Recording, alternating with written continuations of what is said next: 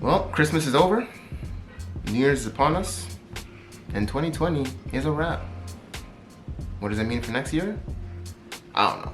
But what we're gonna go over today is some frequently asked questions. So essentially these are just the questions that I know I had and still have as a new starter locker, and just questions that I know a lot of people in the lock community have asked me about personally, or people who are looking to join the lock community have asked me about. So I just thought I'd make a quick little frequently asked questions video and we'll just kind of jump into it. And I've got a special guest for y'all today. Now, I know you don't know who she is, but she is indeed Yo, like I was gonna give you a proper introduction. So, as she so pleasantly interrupted her own introduction, this is my daughter Javea. What's going on? Say what's up to the people. What's up? Now she's being all shy. Now she wants to be all shy. Anyway, what are you gonna do today? What are we doing today? I am going to help ask and answer questions about starter locks. I like it. I like it. It's a good idea, and I think it's a perfect addition to the Kojo Locks family, because you're my daughter. All right, so let's go into the first question. So what's the first question that people had for us? How do I know my hair type? Hair type. Very great question. Very good question. So hair type is a huge thing that a lot of people know exists, but they don't really know what it is or know how to figure out their own hair type. What's the answer? You look it up. Pretty much. Look it up. I'll actually post a quick little picture up here to kind of show the different hair types that there are. And really just look in the mirror, kind of look at your hair, check it out, and then you'll be able to see what specific hair type you have. And the benefit of that is basically letting you know what's the best method for you to start your locks. So if you have a more 4C hair type, so a lot more of a coily hair type, you can pretty much do whatever you want because your hair is ready to lock up. It wants to be in tangled sections. So it's a lot easier, but if you have a straighter hair type, it's a lot harder to lock your hair up. It's a lot more difficult to start with shorter hair. So that's something that I learned having a pretty loose hair type. I learned that, you know, I had to go with the interlock method, or that's just the method that was best for me. So knowing your hair type is pretty important because then it lets you know what type of lock start to go with, whether it's interlocks or comb coil. It'll also help to let you know how frequently you probably should or shouldn't wash your hair. Just, it gives you more background information on what you're working with, and that's super important, right? Yeah. All right, I like it. All right, so let's jump into question number 2. How often should I oil my starter locks? Okay, how often should you? That's a good question, another good question. I mean, that's something that I wouldn't say I struggle with it. I feel like I have a pretty good system now, but I guess the best answer, especially when you have starter locks, is 2 to 3 times a week is a good consistent number where, you know, your locks aren't going to be getting too dry, your scalp's not going to be getting too dry, and you're going to pretty much ensure that you're not over oiling your scalp or getting things too saturated or potentially causing too much buildup. Now, it obviously is very specific to each person, right? Because if you have like a lot drier scalp, or if you're using a lot lighter oils, then you can oil a little bit more frequently. Or if it's wintertime, maybe you will want to oil a little bit more frequently. So there's definitely things that vary that number, but the good general consensus or the good base number to think about is how many times a week? Typically 2 or 3 times. Boom, 2 to 3 times a week.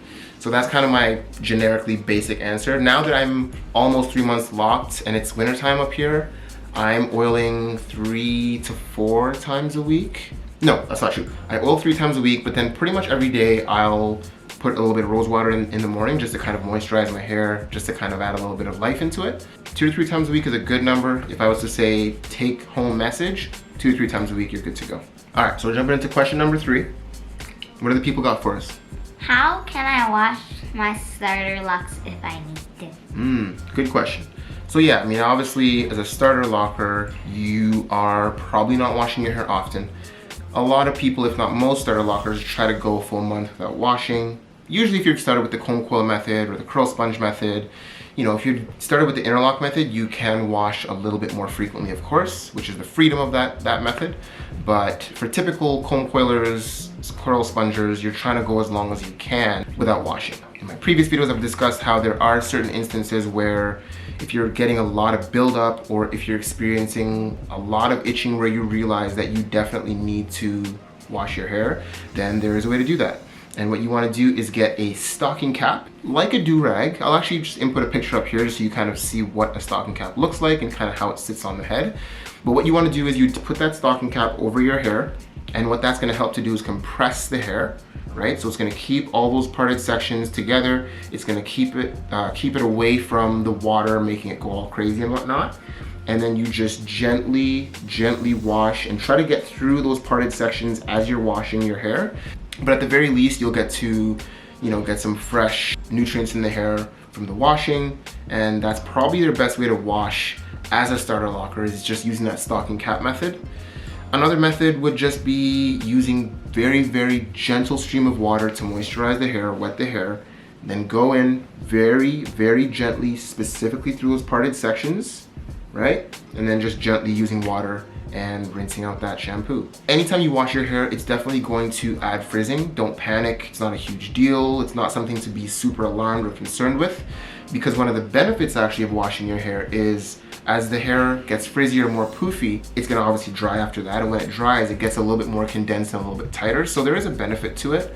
And obviously the biggest benefit to washing your hair is you get to clean your scalp, right?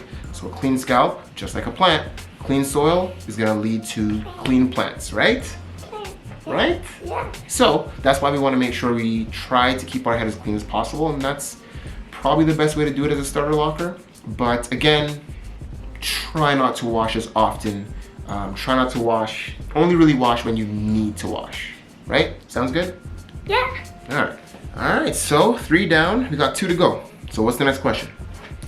Do I need a Loctition to start my locks? Okay, so yeah, Loctition or not Loctition? Not Loctition? I feel like I said that weird. Did I say that weird? Yeah. That makes me a weirdo, right? You are weird. Yeah, so weird. But yeah, Loctition or not to have a Loctition. I think that obviously having somebody on your side who's experienced, whose profession is to create beautiful locks and help people to start their lock journey and continue their lock journey is obviously a benefit. I guess the way I would start to answer that question is it really depends on the journey that you want, right? Like if you are going for a freeform method, so the freeform dreadlock method is when you are just letting your locks do their thing, right? You're not really trying to maintain the locks or have very well manicured locks. You simply want to, have locks that are very freeform. You probably don't need a Loctition because you're just doing your own journey that's freeform, right? You're just letting your locks do their thing and mat up the way they want to mat up, and that's it. But if you really want to have well manicured locks and you're someone who, like me, had no idea what they were doing to start out, and in some ways still feel that way now sometimes, having that Loctition helps, right? They can give you that guidance that you need. They can start your journey off for you. They can let you know what your scalp looks like, what your scalp needs, the things that's good for your hair. They can kind of guide you through decisions that you're going to be making as you're at home and like you're trying to figure out what product to use, or figuring out if you should do this or not do that. So it's just good to have. But to answer the question in short, you don't need one. I love my Loctition. I think she's great. I think she's helped me greatly, and she's really helped me to see things about my hair that I wouldn't have really known because I didn't have the background in it. So yeah, that's what I think. All right. This is cat with no name. Yeah. Bye. So we just got this cat, and we've been going through a series of names. And Avocado. Avocado is the name that she wants. We're not doing it. Yes, we are. Oh, we'll see. Say bye. Bye. There he goes. All right, so let's wrap things up. It's the holidays. People want to get back to their lockdown quarantine. Because let's be honest, that's what we're all doing. Oh. Just in here locked up. Had to get a cat to keep us going. He doesn't do anything. Well, I mean, he's nocturnal, he just kind of chills during the day. Yeah, he does sleep, pretty much. But like, look at him sleep though, like, you know what I'm saying? He's just so comfy. No one can see him. Yeah, I guess that's a good point. That's true. All right, so question number 5, what do we got? What can I do about frizz, about the starter lock process? Okay, so frizzing obviously is a huge part of the process, right? So yeah, as a starter locker, obviously you're dealing with a lot of frizz. This is, and the next video I'm gonna do after this is talking about my 3-lock update, but like you can see, my hair looks crazy, right? It looks like your hair before. That's borderline disrespectful. But frizz is a huge part of it, right? Like your hair is gonna get frizzy. Frizzy being a lot of hairs that are kind of frayed out from the sections or come loose from those parted sections that you had, and now they're just in your head and your head's frizzy. Or after washing your hair, if you've washed your hair, it's gonna get frizzy.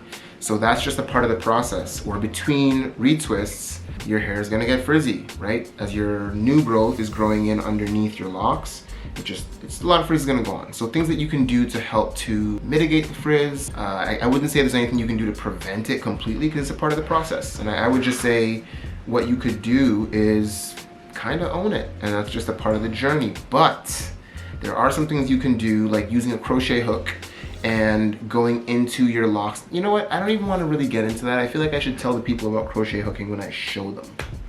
Do you know what I mean? No. You don't know. Well, it's just, so the crochet hooking tool is a tool that you can use to go into your locks, right? So let's pull a lock like that, and then you'd go into the lock and it helps to pull the frizzing hairs out or pull them back into the lock. And you know, I don't want to just tell you to go get it and you don't know what you're doing. So I'm gonna make a video about that in the coming weeks. But using a crochet hook can help to keep those parted sections together, definitely. Another thing would just be, honestly, again, like waiting for that retwist. Obviously, when you get a retwist, or if you get a re-interlock, then your hair's gonna be a lot neater again, and you're kind of good to go. But it's a part of the journey. Like it's a big part of what people try to escape, that ugly stage. They want it to be crisp and clean the whole time. But again, like this is a part of the journey and a part of what we signed up for, right? And there's a lot that you can learn from it. And there's a lot of things that are beneficial about it. You know, it just teaches you patience. It teaches you to accept your hair for what it is. And it's beautiful regardless. So I would just say try to embrace it. Wear a hat when you're going out if it helps you, you know, just to kind of help build that self-confidence. But because I've dealt with that too, and I'll go into that in my next video. I'm going to be talking about my 3-month locked update. 3 months locked, baby! So, What? yeah, I've been locked for 3 months, my hair. That was not cool. What you just did. Oh, sorry. Just thought it was funny. Awkward silence. Crickets. But yeah, not really much you can do about the frizz, to be honest. Embrace it, or wear a hat when you're going out, and I'll get into the crochet hooking thing later. But that's about it. Any other questions you know the people have for us today? Or is that it? That's it. I think that's it. All right. How do you feel you did for your first YouTube appearance?